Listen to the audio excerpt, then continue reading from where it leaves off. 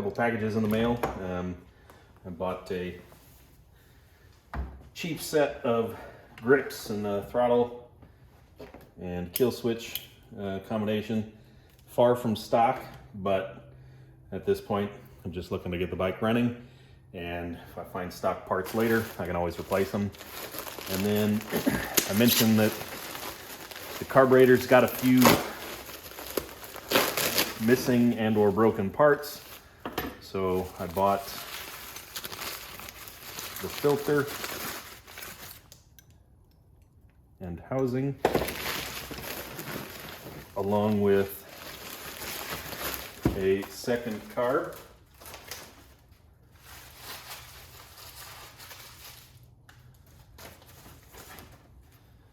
Seller mentioned he had some extra foam that he used.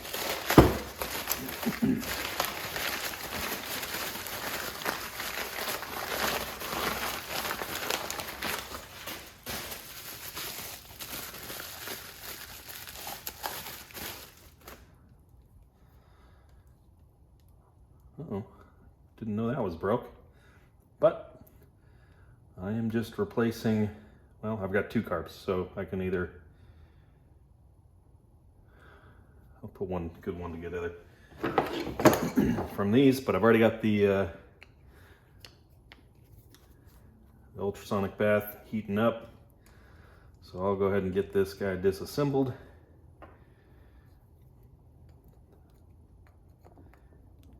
Get it cleaned up.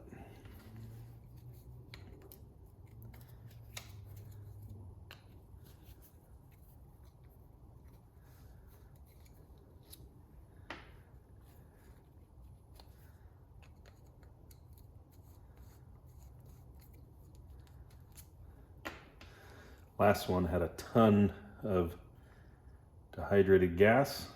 This one looks, it's still wet, but not bad. So I think other than the broken body, this one will definitely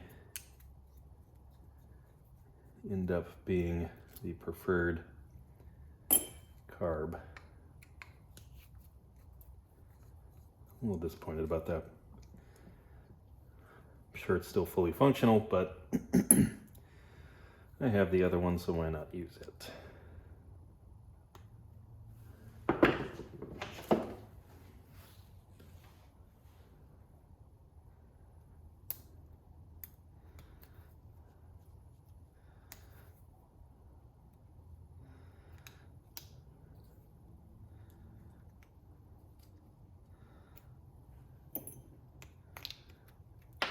Ooh.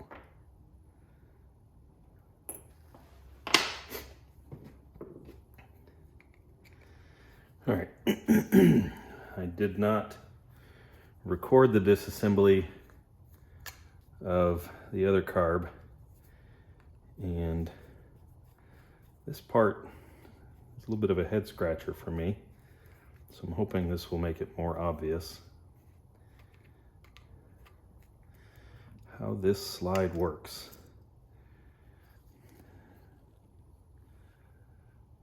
So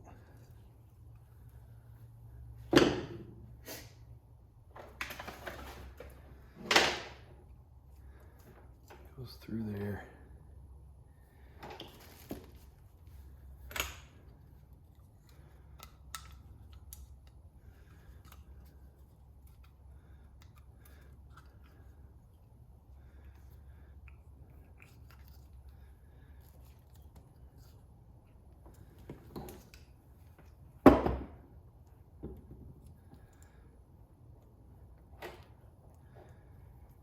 I'm told that just slides through like that, and then that spring goes there. I guess that kind of helps retain things.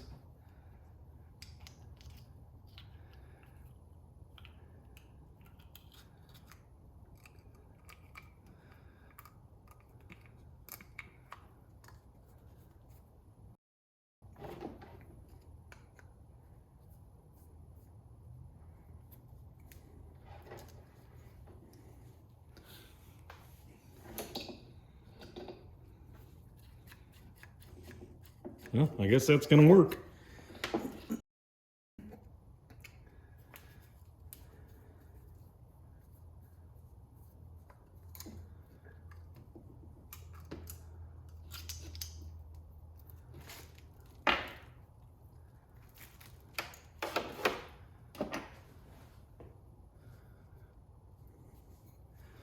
So this idle adjust screw, no, air fuel mix screw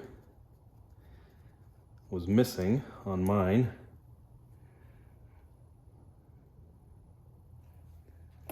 Originally. Probably a spring in there I should check on. And then the idle adjust screw was bent. So that one looks nice and straight. And then come to think of it, what is this? I don't think this was on my other one either.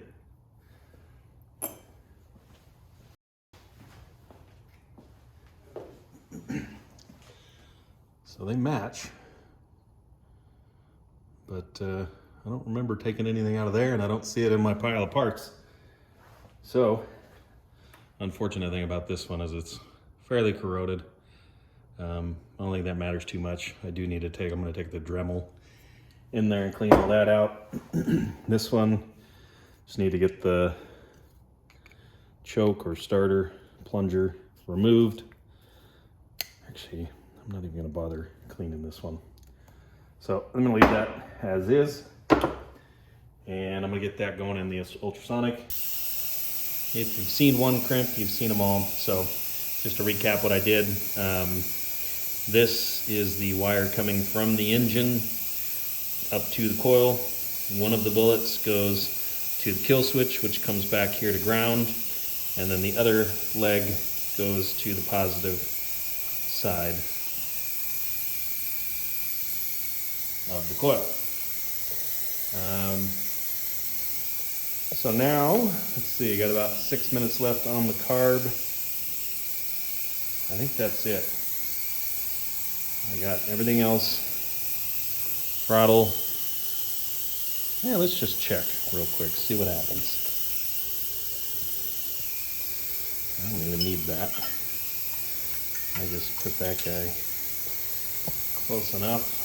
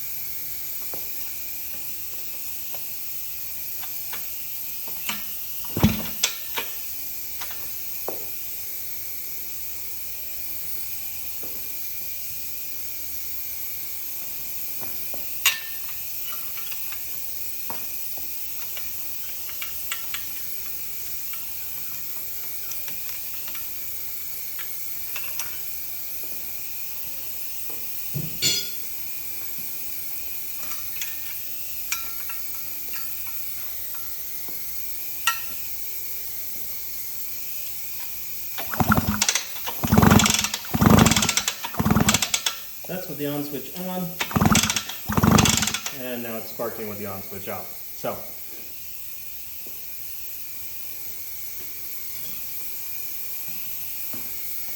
confirmed that this is not the right ignition or kill switch.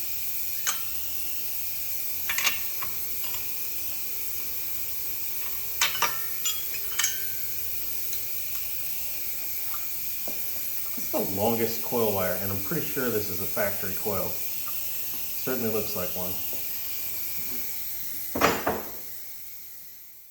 Hopefully today's the day we're going to get one carb assembled from two and get the bike running decently. So I ended up taking the unbroken but corroded carb and sandblasting the inside, and then you can see it's dulled. I ran it through some fresh simple green in the ultrasonic bath, so the kind of gold zinc color is pretty much gone now, and but hopefully everything's nice and clean and didn't eat away too much of the metals, but yeah, so now Just gonna kind of try to pick out the best of the parts and get it put back together.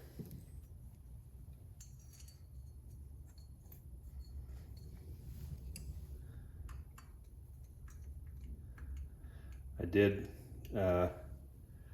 run a tap through pretty much all the holes before cleaning in the ultrasonic, but after the sandblaster, because sandblasting tends to leave a residue. And somebody at some point used the incorrect thread on this little inlet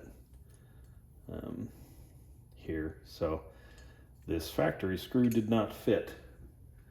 I think they had an English thread in there, but thread's nice now. Hopefully it'll seal and not be an issue.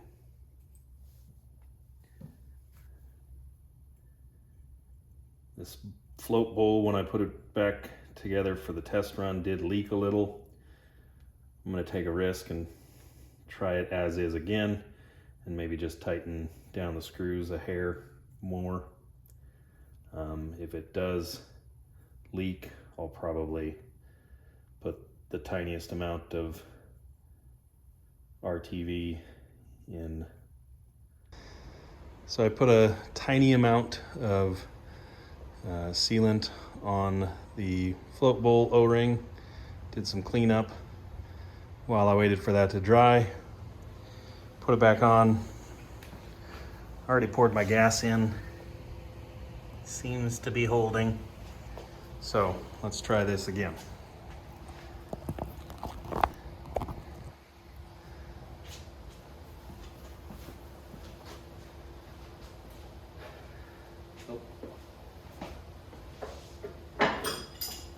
Forgot I also took the spark plug out, and it was a little bit foul.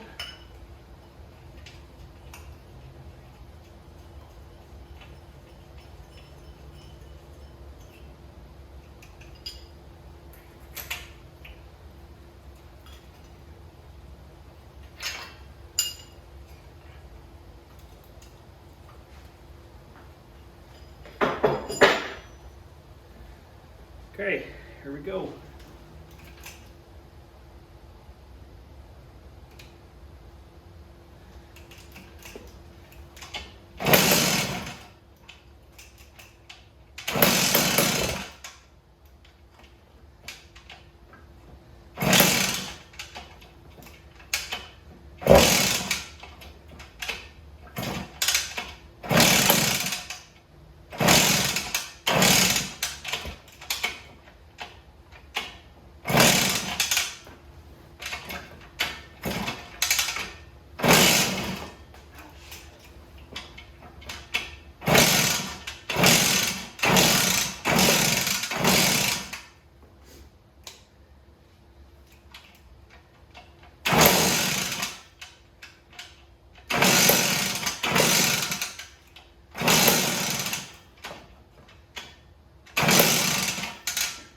Close. No clue which of these I should be playing with. I know this one's the idle adjust. Other than that,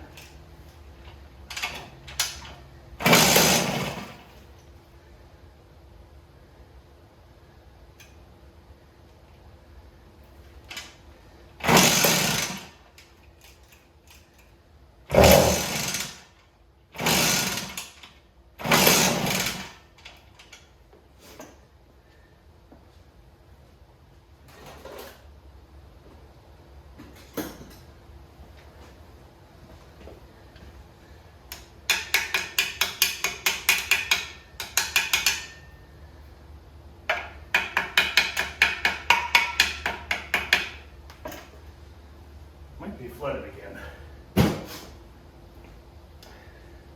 The exhaust is loose, so that's why that's coming out the bottom.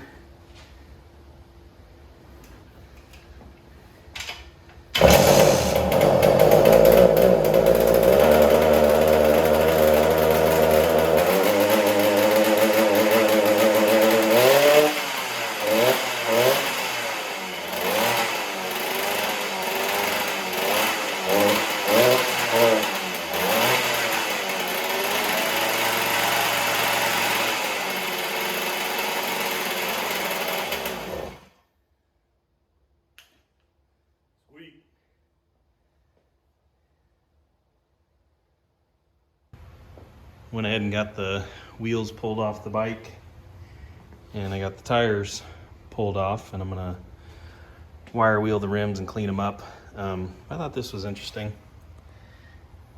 Indian brand tires, made in Taiwan.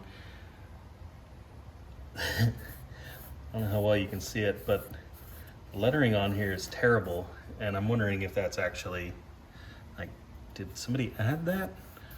I mean, it's raised, not like somebody, you know, melted it in or something, so I don't know, but eyes way over here, and then the eyes squished together. It's like half cursive, half not. I don't know, kind of weird, but I don't know if I should keep these. Is next owner gonna want them because they say Indian? I don't know. Rims aren't horrible. I mean, they'll clean up, but definitely some pitting in the chrome. The inner rim's not horrible. That's the worst of the rust is around the stem hole. So get that cleaned up as best as possible. Wheel bearings aren't great. Can you hear it? I can certainly feel it. And I probably should replace them, but not going to for now. I won't show the whole thing, but to clean things, I like to lube it up with a little Simple Green or some soap of any kind, and then some 00 stainless steel wool, and just go over it real lightly, and it won't scratch up the chrome too much if you use the 00 steel wool, and it'll make them as good as possible without re-chroming them, at least.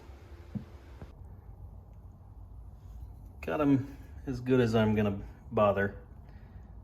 Actually look pretty decent, ignoring the spokes, but the hoops, pretty decent considering they're, whatever, 50 years old. The worst spots was where the stem came out, and I did have to take a wire brush because I couldn't easily get down in there with the steel wool, but there you go. How many people noticed it's missing a nut, and in fact, it's loose. So glad I noticed it eventually, and I'll have to see if I can find one. I'm sure I have one somewhere. But yeah, gonna turn a fan on them, let them dry overnight, and then tomorrow morning, hopefully take them in, find some tires, and then let's see, I gotta get the tank. It's actually, other than being ugly, it's in good shape, other than the one dent and the paint job. Got the petcock ready to go back on with new rubber O-rings on the bowl and the connector. I don't have a seal for the tank cap. I almost bought another cap completely, but not too worried about that again. So yeah, I think once that's done, tires anyway, put the gas tank back on, take it for a little spin, see if the transmission will come free. The gear shift lever is pretty sticky. I was able to get it to switch gears, but it's very gummy and doesn't want to just click in nicely. So we'll see if that frees up, riding it around a little bit. And if it does, then I might go a little further with this. Maybe strip it down, powder coat the frame, clean up the paint on the fenders and tank, and see if I can find some of the parts that are missing. All right, well, I guess that's it for this one. Thanks for watching.